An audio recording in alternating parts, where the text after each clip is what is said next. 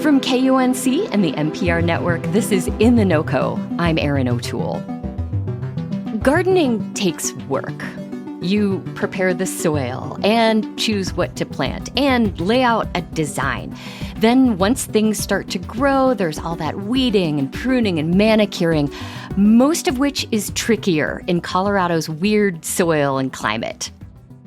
Or you could just grab a few random seed packets, sprinkle them over a patch of bare ground, and then wait for those wildflowers to explode in a riot of color.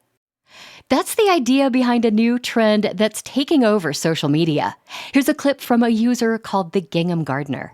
Folks, I invented chaos gardening. I am a lazy gardener. I love all the plants, but I am the first person that will just throw seeds wherever. Chaos gardens appeal to folks who want to embrace the joy of gardening without all that sweat equity. Proponents say it's also a no-fuss way to create habitat for pollinators at the same time. But is chaos gardening really as simple as Garden TikTok makes it look? Here's how Darren Davidson, a sustainable landscape expert with CSU Extension, defines it. I think where the chaos name comes from is it's a combination of several different species all kind of coming up together. So you don't have those highly designed sort of groupings of plants. Darren recently wrote about chaos gardening and says fall is actually a great time to plant a chaos garden. So I sat down with her to learn more. Where did the concept of a chaos garden come from? As far as I know, chaos gardening really was born out of social media. It became a TikTok trend. It caught on, kind of did that viral thing. And people all over are trying it out and seeing how they do.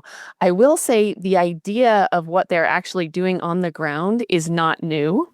You know, selecting different seeds, mixing those seeds and sowing them in the ground.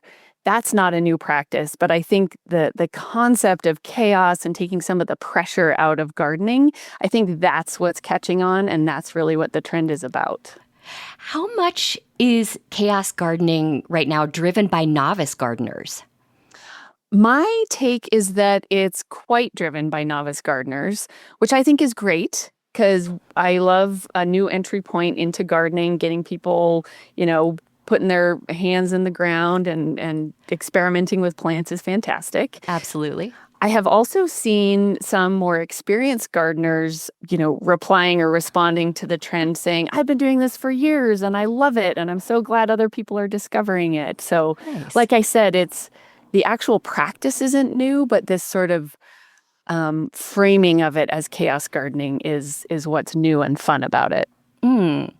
Well, fall is almost here, and you've said that fall can actually be a good time to start a chaos garden. What makes right now a good time to start? I will say what I have seen with the TikTok trend is that it's been happening from spring through summer. So most of those folks are planting annual seeds. They complete their life cycle in one growing season, so they germinate quickly. People are seeing the results right away.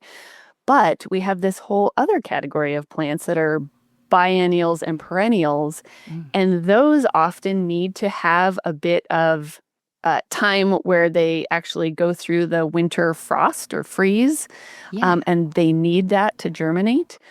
So right now is a great time to sow some of our biennial and perennial species because they actually need that winter cold and snow to then germinate in the spring. All right, Darren, I'm ready to start my own chaos garden. What steps do I need to follow to ensure that it will thrive? So you're going to choose the area of your yard that you're going to do your chaos garden. I would suggest starting kind of small just to not get too overwhelmed. Right. And you're going to want to clear that area. So whether you're removing turf or if you already have an existing garden bed, you're going to want to clear it of other vegetation. Kind of smooth out the soil, rake it out with a hard rake. Then you're going to scatter your seeds. One thing that's important to note is you don't want too many seeds in a small area because you won't get as good germination. You won't get as good of a stand. there are all kinds of guidelines that you can follow based on the seed packets that you're using. Okay. And then a really key step is you need good seed to soil contact. So after you put those seeds down, you don't want them just sort of floating on top of the surface. So you'll actually kind of rake them in, just gently scratch the surface of the soil. Okay. And then you can actually gently sort of walk over the area to kind of tamp them down. See, that really does sound easy. A little bit of raking and then walk on it. Exactly. Super easy, but also super critical. This really seems like the ultimate set it and forget it approach to gardening. But Darren, you write that these actually do require a little bit of maintenance. How much work, what kind of work do I need to put in to keep my chaos garden looking its best? So yeah, unfortunately, no garden is totally maintenance free, but there's going to be some weeding. So in the spring, as you see your seeds starting to germinate, you're going to want to check in and try to identify if any weeds are coming up and pull those right away. Okay. The earlier you start that process, the easier it'll be. And then watering, periodic watering. Depending on what our winter moisture was, you definitely might need to do some supplemental watering in the spring. So at the most minimum, I would say weeding and watering. Darren, what's the best piece of advice you'd give someone who wants to try a chaos garden? So I think it's not so much actually what they're doing to garden, but it's just to have fun. I think gardening is, it's trial and error. You're working with these living dynamic systems. And even with the best plan, it still might not work out. So don't have too much pressure on yourself and enjoy the process. So that would be my first piece of advice. My second piece of advice is you can have the easy breezy chaos garden, but if you just put a little bit of that effort that we're talking about, making sure you're selecting the right species, getting that good seed to soil contact, and monitoring the moisture, I think you can pretty easily have a successful chaos garden. Is this something you plan to do in your own yard? It's something that I have done, though I didn't know it had this name. And you did it before it was cool. That's right.